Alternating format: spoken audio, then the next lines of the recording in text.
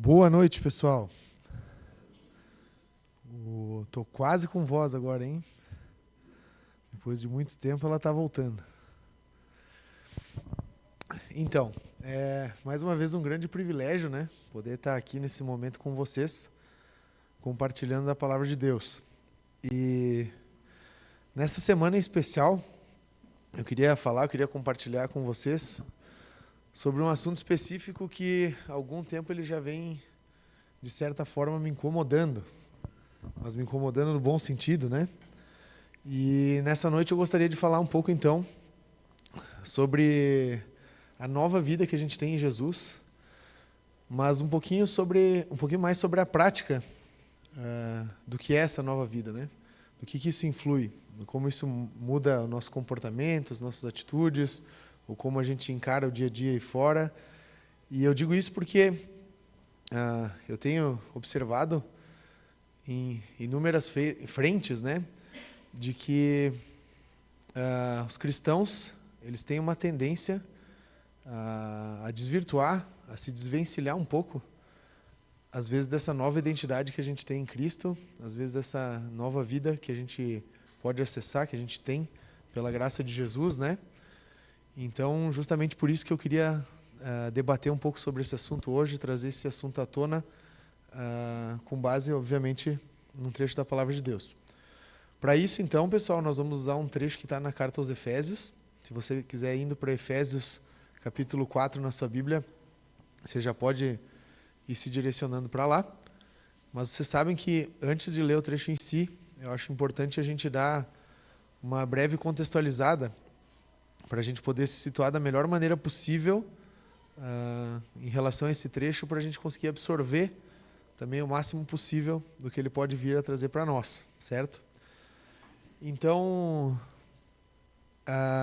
como já foi comentado aqui algumas vezes, e alguns de vocês já devem saber, a carta aos Efésios foi escrita por Paulo, provavelmente ali por volta de 60 depois de Cristo, também provavelmente no momento em que ele estava passando pelo seu primeiro cárcere, né? Ele estava preso quando escreveu essa carta. E fui pesquisar um pouquinho então sobre a cidade de Éfeso, né? E a gente sabe que essa é uma carta que talvez ela não tenha sido direcionada exatamente para Éfeso, né? Mas ela ganhou esse nome. E observando então um pouco o contexto da cidade, pude descobrir que ela era uma importante província romana ali na Ásia, né? Localizada para nós no que hoje seria o ocidente da Turquia.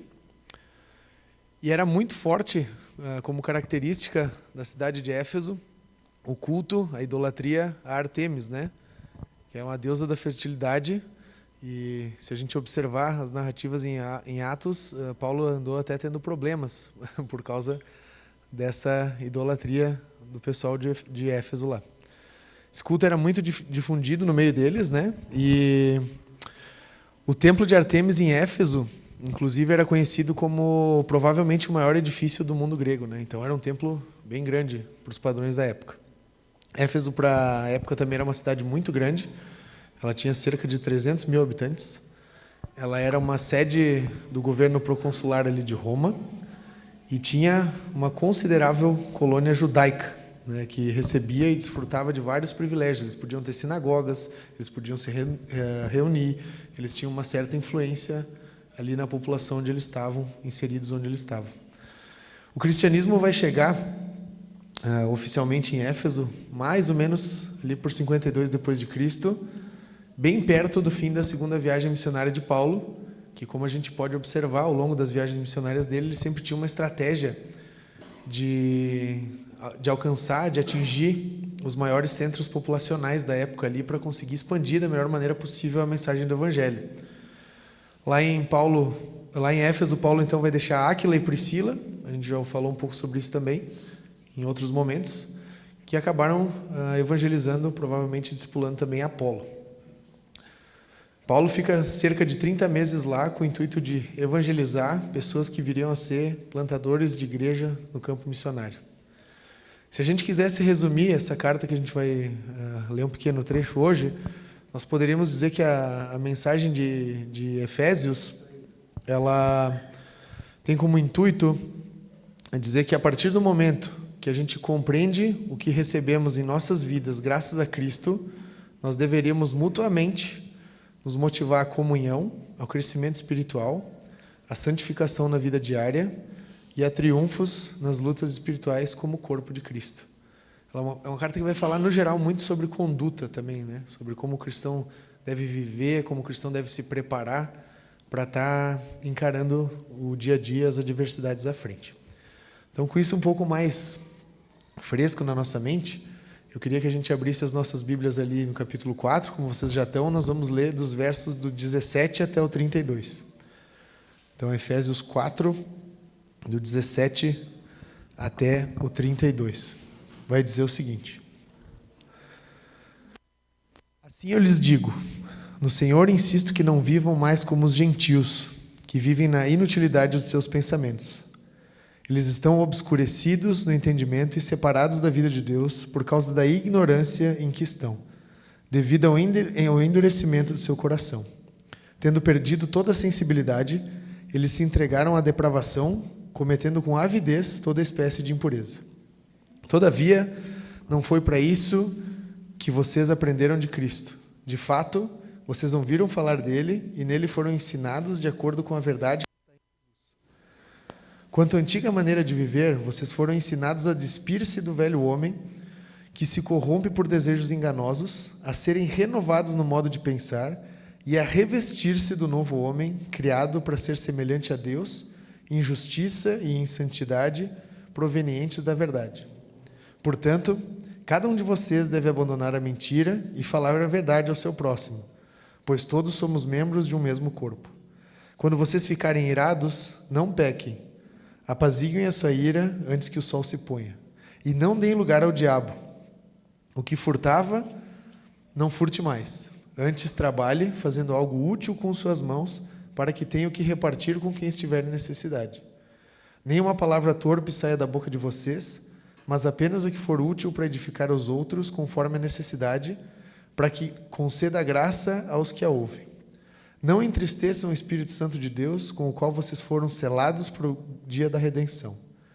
Livrem-se de toda amargura, indignação e ira, gritaria e calúnia, bem como de toda a maldade. Sejam bondosos e compassivos uns para com os outros, perdoando-se mutuamente, assim como Deus os perdoou em Cristo. Vamos orar, pessoal? Senhor Jesus, somos muito gratos por poder estar desfrutando do privilégio de estarmos reunidos aqui como igreja para entender os desafios que a Tua Palavra nos trazem e como a gente pode aplicar isso no nosso dia a dia, nas nossas vidas, de maneira a Te agradar e a ser bom testemunho para esse mundo aí fora, Senhor. Cuida desse momento que nós vamos ter agora observando esse trecho, Senhor, que nosso coração possa estar sendo solo fértil para que a Tua Palavra cresça e nos transforme à medida que Teu Espírito trabalha nas nossas vidas, Pai. É isso que Te pedimos e agradecemos no Teu nome, Jesus. Amém. Então, pessoal, a gente vai falar basicamente sobre duas atitudes bem características que nós temos que tomar o cuidado de ter para expressar da nossa nova vida em Cristo, desse ser nova criatura que muitas vezes a gente fala, desse tudo se fez novo a partir de Cristo, no quem nós somos. Paulo começa o trecho que a gente leu de uma maneira muito intensa e bem contundente, incentivando cada um dos seus leitores a não viverem mais na perspectiva daqueles que não conhecem a Jesus. Perspectiva essa que é o quê? Ser centrado somente nos seus pensamentos, nos seus interesses, nas suas coisas. Ele é até bem duro em dizer que eles são centrados na inutilidade dos seus pensamentos. O apóstolo vai tentar nos fazer entender que nesse momento de vida que a gente tem de entender o que é viver com Cristo e por Cristo, a gente também vai estar usufruindo de uma vida que é caracterizada por mudança de hábitos e atitudes, pela rejeição de antigos padrões e práticas que a gente costumava viver antes de Jesus e que deveriam estar sendo transformados por Cristo à medida que nós o conhecemos e aprofundamos nosso relacionamento com Ele.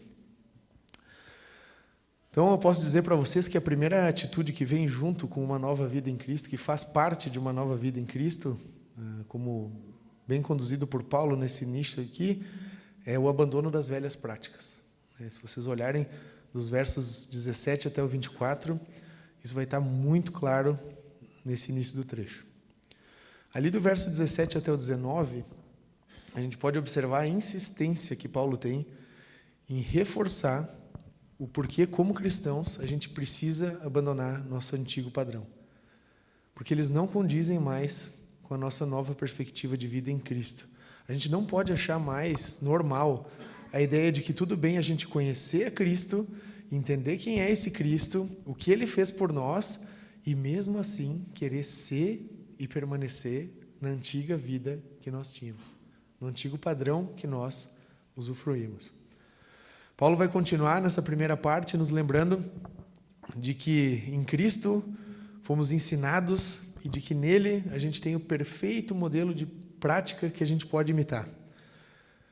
Sendo parte clara desse padrão que a gente tem ensinado através do ministério de Jesus, das ações de Jesus, das relações de Jesus, o abandono dos velhos hábitos, o abandono do velho homem e um renovar constante da nossa mente para que a gente possa começar então a nos revestir e experimentar desse novo eu que nós somos, graças a Jesus. Eu creio que aqui tem uma observação muito importante a ser feita. Esse viver como nova vida, como nova criatura em Cristo, ele está diretamente conectado, pessoal, com o processo de nós estarmos conscientes, de nós estarmos cientes de que diariamente nós vivemos um processo de restauração, de transformação, que é conduzido em nossas vidas pelo Espírito Santo, através da Palavra de Deus. Essa transformação plena, ela vai abranger a nossa vida por completo, não só fatias. A partir do momento que a gente entende o porquê Jesus morreu na cruz por nós, o como nós temos acesso a essa nova vida graças a Cristo, essa verdade deve vir a inundar e transformar tudo que a gente é. Por mais que em determinadas áreas a mudança vai ser mais rápida, vai ser mais fácil, em algumas outras a mudança vai ser mais lenta, mais gradativa, mas como cristãos, a gente tem que estar preocupado em viver a nossa vida de forma completa em favor do reino, em favor do evangelho. E a gente consegue observar esse comprometimento, a gente consegue observar essas características que a gente está observando no texto e citando aqui, na vida de todos aqueles que conhecem a Cristo verdadeiramente. A gente olha a vida do próprio Paulo. A partir do momento em que ele entendeu Cristo, a mensagem do Evangelho, ele teve uma mudança muito grande, uma guinada nos seus padrões de atitude, nos seus comportamentos, nos seus achismos, naquilo que ele tinha como correto, naquilo que ele tinha como excelente. Toda essa mudança e transformação, como bem dito por Paulo, é proveniente de verdade, e Cristo é a verdade. Sendo assim, se existe verdade nas nossas vidas, se existe Jesus nas nossas vidas, consequentemente ela aos poucos vai sendo transformada por esse padrão de verdade que é Cristo, em quem nós somos.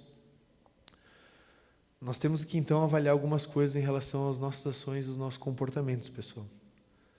O que tem sido, o que já foi transformado por Jesus nas nossas vidas? E aqui eu acho essa pergunta muito interessante, porque ela nos dá uma perspectiva de caminhada. Quando a gente olha para trás na nossa vida com Deus e a gente vê todas as coisas que Jesus já operou, já transformou nosso coração, a gente se alegra, né? Porque a gente vê de onde Jesus tem nos resgatado, para onde ele tem nos conduzido e o que ele tem feito conosco nesse processo. Ao mesmo tempo, a gente consegue ainda identificar áreas que precisam ser trabalhadas. E se nós não nos preocupamos com essas questões, se nós não damos importância para essas coisas serem transformadas no nosso íntimo, a gente acaba assumindo só uma fantasia, uma máscara naquilo que nós somos. Teve até uma notícia que eu vou usar para ilustrar aqui, que eu achei bem engraçada, acho que eu vi uns 45, 60 dias atrás. A Polícia Federal encaminhou uma investigação no estado de Santa Catarina que tinha a ver com falsificação de carros. né? Eles acharam uma fábrica no interior de Santa Catarina que tinha conseguido medidas, né, exatas de carros caríssimos que pessoas pagam milhões para ter. E lá numa oficina de fundo de quintal, eles estavam produzindo as carcaças e os interiores desses carros de fibra e montando em cima de carros de chassis normais e vendendo para as pessoas por 1/10 do valor dos carros. Então, um carro de R$2.500.000, as pessoas estavam comprando por 250 mil, né, para ter a aparência de andar naquele carrão, que não tinha nada a ver com carrão, né? Era uma carcaça de fibra muito bem maquiada, muito bem montada em cima de uma estrutura simples. Quando eu olhei, eu cheguei a dar risada, né? Porque eu disse assim, cara, olha só como o pessoal é criativo, né? Olha onde vai a mente do nosso povo. Tipo, estão falsificando Ferrari e Lamborghini, né? Tipo, coisa assim. Só que às vezes a gente tem a mesma postura. A gente se preocupa nas mudanças que a gente é bom em realizar, né? A gente foca em trabalhar muito o nosso exterior, aquela imagem que a gente passa para as pessoas, aquilo que os outros enxergam. Mas lá no fundo a gente é um chassi de Fuca. Nada contra os Fuca, tá, pessoal? Tive um, é muito legal. Lá no fundo, o nosso interior tem muito a ser transformado e a ser renovado. A parte boa é que o nosso interior não escapa de Cristo. Jesus sabe plenamente o que tem aqui dentro. A parte a qual a gente tem que nos desafiar é lembrar de que tem muita coisa que precisa e deve seguir sendo trabalhada naquilo que nós somos ao longo da nossa caminhada com Jesus. Então, por isso, é importante nós entendermos quais têm sido as nossas lutas hoje. Elas têm que existir no processo do cristianismo sincero nas nossas vidas. Nós temos que avaliar muito como têm sido essas questões da nossa vida e os movimentos, os hábitos que nós temos trabalhado para tratar dessas coisas do nosso caráter. E aqui eu venho a compartilhar com vocês, em específico, uma luta minha, que olhando para esse trecho aqui, me incomodou muito.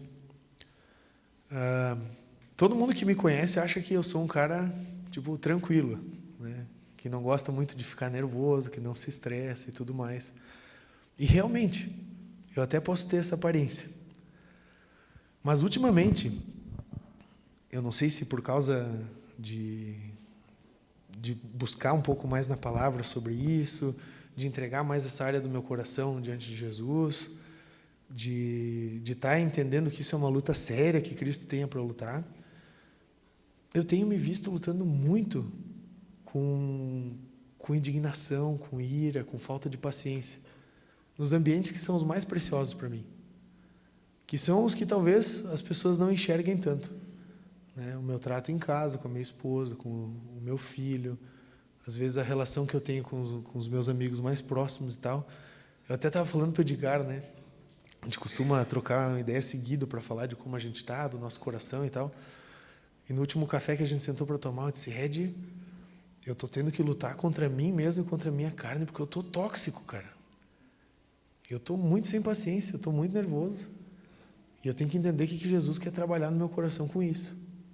Porque senão, eu vou achar normal. E não é para ser normal. E às vezes é uma coisa que a gente não consegue enxergar em todos os nossos ambientes. Se a gente não está mais próximo de algum cristão maduro que anda conosco, se a gente não está inserido num ambiente em que as pessoas têm intimidade para nos falar essas coisas, ou que a gente tem liberdade para pedir, o que tu está achando dessa área na minha vida? Aquilo ali vai ficar escondido e apodrecendo dentro do nosso coração. Então, sim, pessoal, quando a gente olha para as Escrituras e a gente enxerga um padrão claro em Cristo, a gente enxerga uma mensagem exposta através do Evangelho, a gente enxerga a Escritura apontando claramente para uma direção no que diz respeito a caráter, a comportamento, a íntimo, e a gente vê nossos passos andando na outra direção, nós temos que parar, avaliar, porque nós precisamos abandonar os velhos hábitos, nos despir do velho homem e assumir a nossa identidade de nova criatura em Cristo, através de várias ferramentas, de fazer com que a palavra permeie nosso coração, de aceitar como o Espírito Santo quer trabalhar as nossas dificuldades, de pedir perdão, e incessantemente querer consertar as coisas e ser transformado. esse hábito de despir-se do velho homem, ele é fundamental na nossa vida cristã para que a gente possa usufruir desse ser nova criatura em Cristo. Mas o trecho continua, né? E agora a gente vai falar um pouco sobre o segundo hábito que Paulo vai trazer aqui, sobre a segunda atitude que Paulo vai trazer aqui, que eu também acho muito interessante. Ele vai continuar, e eu acho fantástico que ele continua o texto, não deixando qualquer leitor que estivesse olhando para esse trecho aqui à mercê de uma interpretação leviana acerca do que deve ser feito, do como deve ser feito, ou até mesmo em relação à dúvida. Ele vai gastar os próximos versos, investir os próximos versos, tentando deixar bem clara a linha do que seria a antiga conduta do velho homem, né, que a gente deve despir-se, deve combater nas nossas vidas, até o final do trecho, onde ele vai nos conduzir para uma conduta ideal, né, porque a gente deve buscar para onde o nosso coração deve apontar.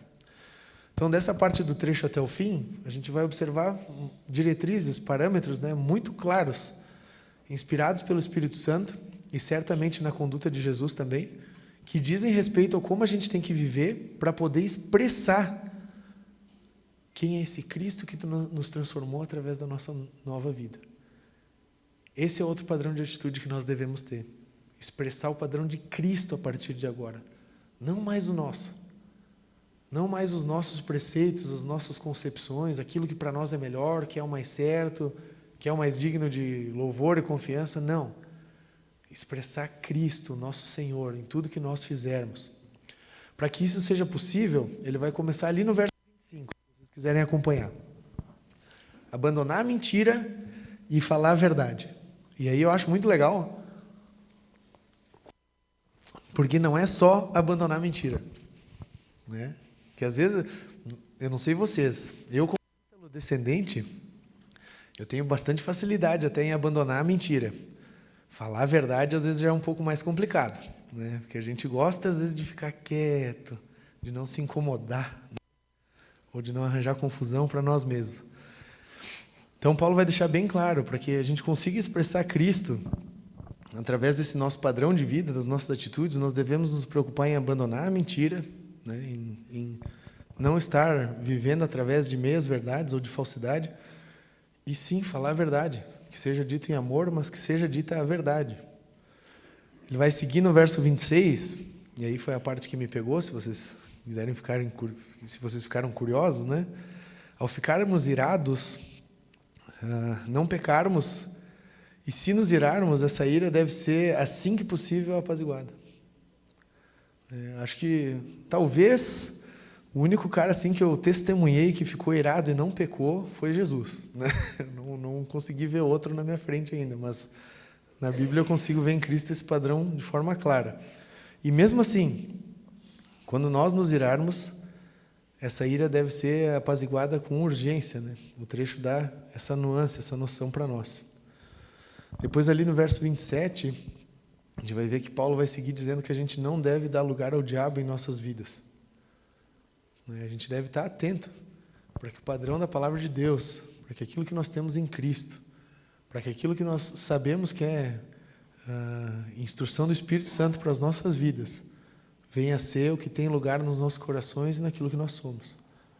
Tudo fora desse padrão pode exercer qualquer tipo de influência ruim sobre aquilo que nós somos. Então deve estar de fora. Verso 28, ele vai dizer que a gente não deve furtar. E ele vai além. Ele, através das palavras que ele usa, ele nos dá de entender que a gente deve, além de não furtar, mudar nossa perspectiva de vida diante dessa área. Fazer algo de útil com as nossas mãos, para que os outros possam ser servidos, para que pessoas possam ser abençoadas através disso.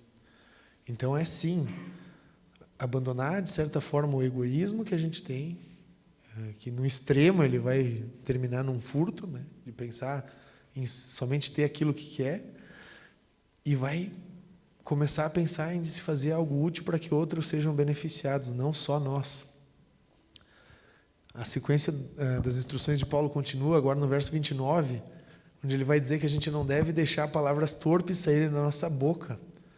Devemos trabalhar para que palavras edificantes sejam expressas por nós, as pessoas que nos cercam. E aí vale a gente frisar que palavra torpe é além de somente um palavrão, né? Às vezes, com uma palavra normal, num tom diferente, nós conseguimos causar dano a uma pessoa. Com ironia, né? Com aquela gotinha de veneno que pinga do canto da nossa boca. Tudo que não edifica, pessoal, vai, de certa forma, destruir ou fazer mal a alguém. Então, palavras que edificam devem ser o padrão que nós buscamos. Palavras que venham a acrescentar, que venham a desafiar, que venham a aproximar pessoas de Cristo, que venham a ser bom testemunho, que venham a conduzir a mudança, que venham a ser instrumento para que vidas possam ser transformadas. Verso 30, Paulo vai seguir dizendo que a gente não deve entristecer o Espírito Santo de Deus, com o qual a gente foi selado por dia da redenção. Aquela velha história de normatizar o pecado, né, nas nossas vidas. De achar que não tem problema, incessantemente, sequentemente, a gente está cometendo, caindo e tropeçando no mesmo erro, a ponto de que nem nos incomoda mais. A gente nem escuta mais o Espírito Santo de Deus dar aquela buzina negativa em determinado ou certo pecado na nossa vida. De tão duro que a gente está acerca disso, através do que nós somos. A gente deve buscar viver em comunhão com esse Espírito Santo de Deus. A partir do momento que qualquer coisa em que Ele traz à tona no nosso coração, que Ele nos incomoda, nós devemos erguer as nossas orelhas. E esse é um padrão muito claro para nós que conhecemos a Cristo, né? Os adolescentes, na sexta-feira, eles sabem. Eu tenho uma brincadeira com eles. Sempre que eles vão pedir sobre, fofo, posso ou não posso fazer uma coisa, né?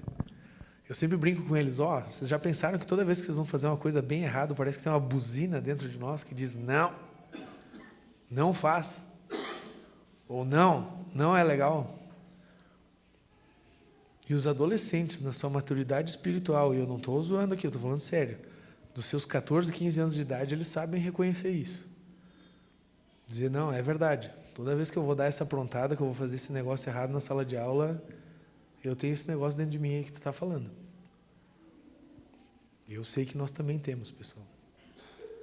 Então nós devemos sim dar importância a essa voz, que é o Espírito Santo que nos conduz e direciona o nosso coração diariamente.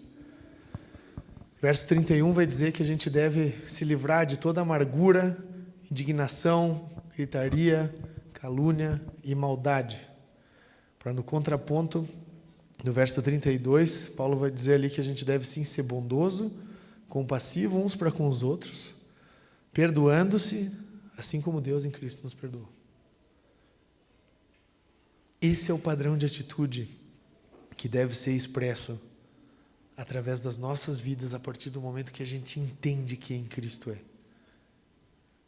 É o mais próximo possível de refletir esse Jesus, mesmo limitado como nós somos, através de tudo aquilo que a gente faz. E aí não é só na Aliança Domingo, não é só no grupo durante a semana, não é só em casa, mas é em todos os lugares. É se incomodar quando a gente vê algo diferente do que está descrito aqui acontecendo, para em Jesus buscar mudança, para em Jesus buscar ser transformado, para que Ele possa ser visto. Porque a partir do momento que a gente conhece esse Jesus que nos transformou, que nos fez ser nova criatura, nós devemos viver incomodados quando as nossas vidas não refletem isso. Nós devemos viver comprometidos para que nossas vidas reflitam esse Jesus. Fica bem claro nessa parte que a gente leu, trazida por Paulo para todos nós, que isso faz parte do nosso chamado como cristão. Demonstrar essa transformação de vida também. E aí não é mais sobre nós, pessoal. Não é mostrar essa transformação de vida para dizer que nós somos bons. Não é mostrar essa transformação de vida para mostrar que nós conseguimos. Mas é mostrar essa transformação de vida para que as pessoas vejam. Ele é tão limitado, tão fraco e tão frágil quanto eu. Mas ele tem um Senhor que cuida, transforma e trabalha no coração dele.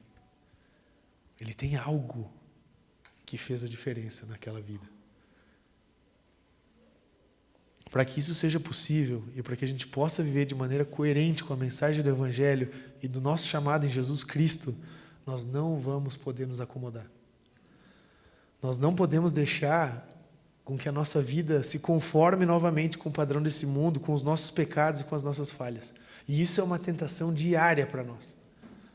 Achar que está tudo bem, achar que a gente já mudou bastante coisa, achar que está tudo resolvido, achar que nós já podemos tirar os nossos 30 no cristianismo, porque afinal de contas a gente já está com muito tempo de carteira assinada, mas não é assim. O cristianismo é diário. A nossa luta é diária. O ser transformado é diário. E só vai terminar no dia que o nosso glorioso Senhor descer dos céus para nos levar. Somos chamados, pessoalmente, cada um de nós, a batalhar em favor do reino do nosso Senhor. E essa batalha, muitas vezes, a gente acha que é um negócio muito glorioso, né? Que é se vestir de uma armadura completa. E aí, eu acho muito legal que Paulo até depois vai usar a ilustração da armadura em Efésios, mas a armadura que ele descreve, ela não é feita para matar e para defender numa guerra. Na prática, né? De pegar uma espada e sair cortando os descrentes aí fora. Ela é feita para que a nossa vida possa ser usada da melhor maneira possível nas mãos de Deus. Para que a gente consiga travar e lutar os combates que nós temos, aos quais nós somos chamados, ali na frente. A graça de Cristo nos permite ter, viver e experimentar dessa nova perspectiva. É só isso que nos dá esse direito. Não é porque a gente é bom. E algumas perguntas nós temos que nos fazer. Onde nós temos nos acomodado? O que tem sentado na sala do nosso coração e ficado ali durante muito tempo sem ser tratado?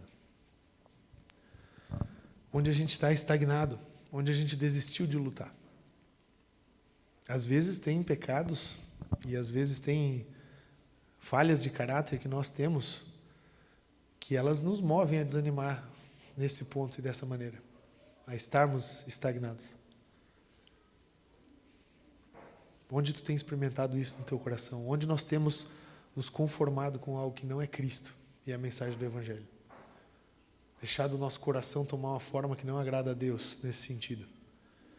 Não podemos esquecer que todos nós somos chamados a lutar em favor desse Evangelho que nos deu nova perspectiva de vida, que nos trouxe vida verdadeira, acesso ao Pai, amor e perdão de pecados. Nós devemos decidir, todo dia, combater o bom combate que cada um de nós temos pela frente. E às vezes, a minha luta vai ser diferente da do Gava, vai ser diferente da do Thiago, vai ser diferente da do Júnior. E pela graça de Deus, a gente vive igreja por isso. Porque às vezes, quando eu estiver muito fraco, muito fragilizado, muito mal, o Senhor Jesus vai poder usar a vida de um irmão meu, que partilha do mesmo Espírito Santo que eu, para estar me carregando, para estar me motivando, para estar me animando a seguir em frente, em prol do Evangelho. Então, só para a gente recapitular, pessoal, essa noite, com base em Efésios 4, do 17 ao 32, nós falamos sobre duas atitudes necessárias nas nossas vidas para que a gente possa demonstrar de maneira verdadeira Jesus Cristo. Para que isso seja possível, é preciso que a gente abandone as novas práticas, que a gente abandone as velhas práticas, e é preciso também que a gente expresse o padrão de Cristo através do que fazemos, nossas novas práticas. Qual que é o impacto prático desse trecho na nossa vida, então? Eu separei algumas coisas simples, mas verdadeiras. Primeiro, nós não devemos mais viver da mesma forma e na mesma perspectiva se estamos em Cristo. Então, se você ainda não conhece a Cristo, ou se você tem buscado conhecer mais desse Jesus, é momento de mudar essa perspectiva de vida pela graça dele. Para nós que já conhecemos a Cristo, A partir de Cristo, tudo começa a se fazer novo nos nossos corações, em quem nós somos. É somente Cristo que nos permite essa nova vida e essa mudança. Não é na força do nosso braço, não é no nosso talento, não é na nossa capacidade humana. É Jesus, por meio do Espírito Santo e da sua palavra, que nos conduzem nesse processo. Da mesma forma, viver e demonstrar o processo de transformação que é feito, que é realizado graças a Cristo nas nossas vidas, é bom testemunho diante do mundo. Nós não podemos esquecer que esse estar sendo transformado, que esse muitas vezes está esmurrando a própria carne, está lutando contra o pecado, está querendo viver um padrão que agrada a Deus, diante das pessoas aí fora, acaba sendo bom testemunho. Muitas vezes a gente esquece disso. Cristo sempre vai ser o nosso padrão perfeito. Nós não podemos esquecer que Ele é disponível e acessível a nós, e nós sempre devemos buscar imitá-lo, segui-lo e obedecê-lo. A gente não precisa ter insegurança no que diz respeito a para quem devemos olhar, para onde devemos ir, para quem devemos buscar socorro. Jesus é a resposta para todas essas coisas. E é disponível e acessível a cada um de nós. Tempo de cristianismo não nos deixa imunes e à parte de mudanças necessárias. Você pode conhecer Jesus há 6 meses, há 1 ano, há 10, há 20, há 30. Enquanto Jesus não tiver voltado para levar a sua igreja, nós temos coisas a mudar no nosso coração. Nós temos lutas a travar nas nossas vidas. Tempo de cristianismo, sim, é algo que deveria nos dar maturidade espiritual, de maneira a facilitar, pessoal, esse processo de luta contra a carne, de perdão e transformação nas nossas vidas. O cristão maduro, o cristão convertido há mais tempo, ele naturalmente vai estar entendendo melhor essas lutas, o como lutar, o que abandonar, o que não agrada a Deus, o como traçar uma estratégia, o ir atrás para que isso seja transformado, como depender de Deus, o como esperar em Deus para que essas coisas possam acontecer. Essa é a diferença. E lembrando que a perspectiva de tempo, né, ela não produz maturidade. Não é porque a gente é cristão há 1, 2, 5, 10 anos que a gente é naturalmente, obrigatoriamente cristão mais maduro. Maturidade espiritual, ela vem com intimidade, ela vem com disciplina, ela vem com entrega diariamente aos pés de Cristo. E como vocês sabem, que eu sempre gosto de deixar um desafio prático para todos nós, a ideia que eu tenho para nós nessa semana é que a gente escolha uma das coisas que estão listadas ali dos versos 25 ao 30 que nós lemos, né, que a gente detalhou mais na segunda parte, hoje à noite, a qual você entende que precisa mudar ou está sendo transformada por Jesus na tua vida, e comece a dar passos em direção de agir para que Jesus possa fazer isso, né? Então nós falamos ali de forma bem clara, né, sobre falar a verdade, sobre a questão da ira, de não ficar irado, de não dar lugar ao diabo nas nossas vidas, a questão de não furtar e mais do que isso, né, pensar em agir para o bem-estar, em prol do próximo, questão das palavras torpes, não entristecer o Espírito Santo, se livrar da amargura, da indignação, gritaria, calúnia e maldade. Temos bastante campo para trabalhar. Então, investe um tempo se colocando diante de Jesus nessa semana e vê que desafios Ele tem para ti através do Espírito Santo. Certo? Vamos orar, que Deus nos abençoe.